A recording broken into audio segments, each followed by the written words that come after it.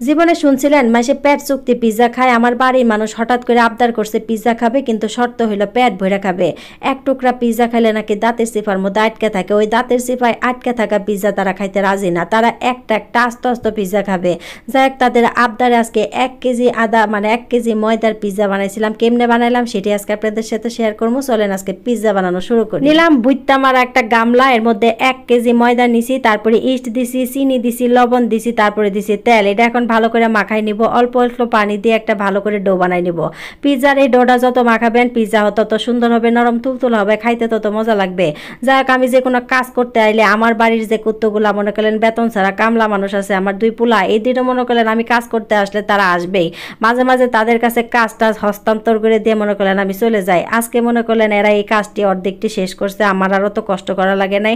এটা কিন্তু অনেক কষ্টের কাম। যাই হোক, পোলা পানের শরীরের মধ্যে বিরাট এনার্জি। এদিকে মনে করলেন ডো বানানো শেষ, রেস্টে রাখছি, একটা মেয়োনিজ বানিয়ে রাখছি ফাঁক দিয়ে। এখন চলে আসলাম টপিংস বানানোর জন্য। আগে থেকে যে আমি কতগুলো চিকেন ম্যারিনেট করে রাখছিলাম সেটা এখন একটা তেলের মধ্যে দিয়ে একটু পেঁয়াজের মধ্যে দিয়ে ভাইজে নিব। আরেকটা জিনিস এখানে দিব, সেটা হলো গিয়া সবজি দিয়ে নিব। আসলে পিৎজার মধ্যে সবজিগুলো কাঁচা দেয়, আমার মনে করলেন এগুলো ফ্রিজে ছিল, মানে ফ্রোজেন করা ছিল। এগুলা পিৎজার উপরে দিলে একটু খাইতে মজা লাগতো না। যাই হোক, এগুলো মনে করলে একটা লেদা তরকারি রান্না করে নিলাম। এই লেদা তরকারিটা দিয়ে আজকে মনে করলেন পিৎজা বানাবো। এদিকে আমার মনে করলেন যে ময়দাটা রেস্টে রাখছিলাম সেটাও একদম অ্যাক্টিভ হয়ে গেছে, ফুইলা ডাবল 3 ডাবল হয়ে গেছে। এটা এখন ভালো করে এর ভেতরে যে বাতাসটা আছে সেটা মনে করলে একটু ঘুষাঘাসি দিয়ে বাইর করে নিব। তারপরে এখন চলে যাব পিৎজা বানানোর জন্য। চলেন শুরু করি পিৎজা বানানোর জন্য। তারপরে আগের থেকে যে খামির বানায় রাখছিলাম সেখান থেকে 1 খাবলা খামির নিয়ে এখন ভালো করে একটা রুটি বানাই নিব। একদম মোটাও না একদম পাতলাও না, মাঝামাঝি সাইজের একটা রুটি বানাই নিব। তারপরে এখানে দিয়ে দিব আমার একটা ফ্রাই প্যানের মধ্যে। আসলে মাসে পিৎজা টিজা মনে ওভেনে বানায়, আমি এত বড় লিখে দেখাই লাভ নাই। আমি জীবনেও কোনোদিন ওভেনের মধ্যে পিৎজা বানাইনি, আমি এরকম করে চুলার মধ্যে বানাইছি, সেটাই আপনাদের সাথে শেয়ার করলাম। তারপরে এখানে একটা কাঁটা চামচ দিয়ে রুটিটা ভালো করে একটু কাইটে নিলাম, মানে একটু ছিদ্র করে নিলাম। ছিদ্র করে এর মধ্যে এখন দিয়ে দিব টমেটো সস। আগে থেকে যে মেয়োনিজ বানিয়ে রাখছিলাম সেটা নিব। দুইটা ভালো করে মিক্সড করে এটা ভালো করে চারপাশে মিশাই নিব।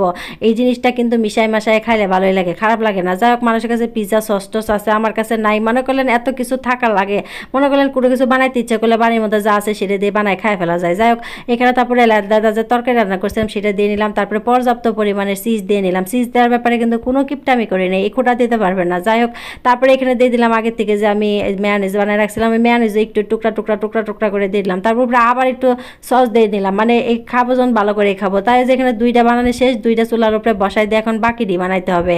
আসলে বানাইতে চাইছিলাম 1টা 2টা, কিন্তু বাড়ির মানুষে 1টা 2টা দিয়ে তাদের হবে না, এজন্য মনে করলেন অনেক আয়োজন, এতগুলো বানাইতে হইলো।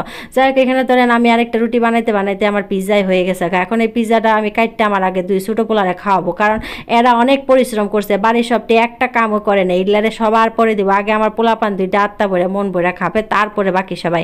যাই হোক, আমার 2 পোলা 2 পাশে, মানে 2 সেনাবাহিনী 2 পাশে দাঁড়ায় আছে, তারা এই পিৎজার বুকে প্রচুর মানে নজরদারি করে রাখছে যেন কেউ এখান থেকে খাইতে না পারে।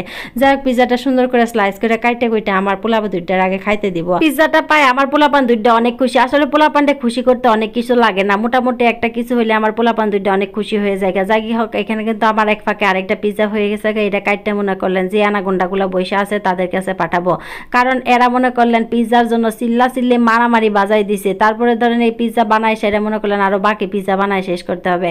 যাই হোক, এখানে একটা পিৎজা পাচার করে দিছি, তারপরে এখানে আরেকটা পিৎজা বানানোর প্রস্তুতি নিতেছিলাম।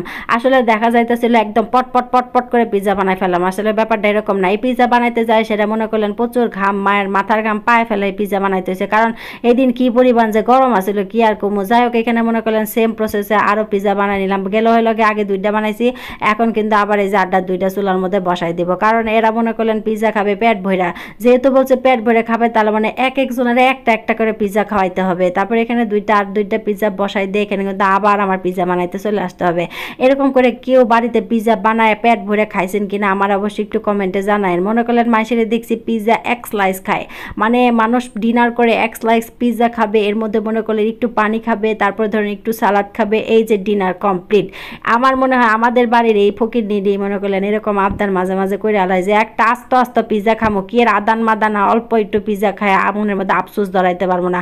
খাওয়াবা যদি চাও ভালো করে খাওয়াবা, একটা আস্তে খাওয়াবা, আদান পিৎজা একটু পিৎজা খাওয়া আমাদের মনের ভিতরে আকুপাকু বানানোর কোনো দরকার নাই। যাই হোক, এই যে মনে করলেন পিৎজা বানাইতেছি আর শেষ হয় না, এই যে বানাইতে আসি গামলার মধ্যে দিয়ে আর কুত্তুগুলা মনে করলেন ডোয়া আছেই। যাই হোক, এখানে আবার আরেকটা বসাই দিলাম চুলার মধ্যে। এই যে দেখেন পাচার করতেছি, আপনারা তো বিশ্বাস করবেন না, মনে করবেন এগুলা কই যাইতেছে, ওই যে একটা ফাঁক দিয়ে কিন্তু আড্ডায় নিয়ে গেছে গা। যাই হোক এখানে মনে করলেন আর পিৎজা মনে করলেন আর কিছু দিয়ে বানানোর আর ধৈর্য কুলাইতেছিল না, এরপরে মনে করলেন হাত লাগাই নিলাম পিৎজা বানানোর জন্য। যাই হোক এখানে মনে করলেন লাস্ট একটা পিৎজা বানাইতেছিলাম, মনে করলেন এই পিৎজাটা আমার, এইটা ভাগে আমি খাবো। এর মধ্যে কিন্তু চুলায় আরেকটা পিৎজা আছে। যাই হোক এইটা যেহেতু আমার পিৎজা আমি একটু মন মতো বানাইতে চাইছিলাম, তারপর দিয়ে আর এনার্জি কুলায় না, দেখি শরীরের মধ্যে আর শক্তি নাই। তারপর ধরেন এই যে আরেকটা পিৎজা যে চুলার মধ্যে বসানি আসছিল সেটাও হয়ে গেছে গা। আমার ছোটো পোলা দুইটা একটা আস্ত খায়া কইতেছে মা আর একটু হইলে ভালো হইতো। যাই হোক ওদের আরেকটা দিলাম, যা খা বেশি করে খা, পেট ভরে খা, খাবি যখন অল্প একটু খায়া লাভ আছে, আবার কবে বানাবো কোনো ঠিক নাই। যাই হোক এখন যে পিৎজাটা কাটতেছিলাম এটা আমার ভাগের পিৎজা, মানে বিশ্বাস করবেন না সবটি পিৎজা বানাইছি পারফেক্ট, আমারটা বানাইতে যায় সেটা মনে করলেন ভাজতে যায় সেটা দেখি একদম পিছন দিকে পুইরা কয়লা হয়ে গেছে গা। যাই হোক বাড়ির সবটি পিৎজা মিজা খায় পেটের টাল কইরা এখন মনে করলেন এসি ছেড়ে বয়ে আছে। যাই সবাই ভালো থাকেন, আল্লাহ হাফেজ।